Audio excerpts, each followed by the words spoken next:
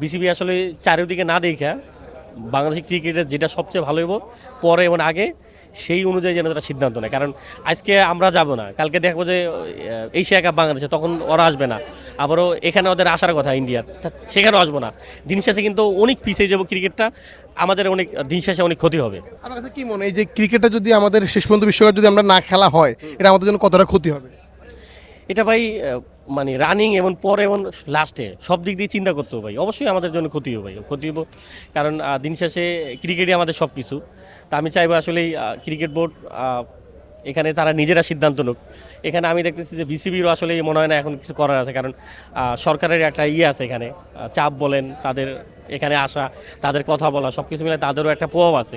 তা জানি না আসলে শেষ পর্যন্ত কী করবো। তবে বিসিবি আসলে চারিদিকে না দেখা বাংলাদেশি ক্রিকেটের যেটা সবচেয়ে ভালো হইব পরে এবং আগে সেই অনুযায়ী যেন তারা সিদ্ধান্ত নেয়। কারণ আজকে আমরা যাব না, কালকে দেখবো যে এশিয়া কাপ বাংলাদেশে, তখন ওরা আসবে না। আবারও এখানে ওদের আসার কথা ইন্ডিয়ার, সেখানেও আসবো না। দিন শেষে কিন্তু অনেক পিছিয়ে যাবো ক্রিকেটটা, আমাদের অনেক দিন শেষে অনেক ক্ষতি হবে।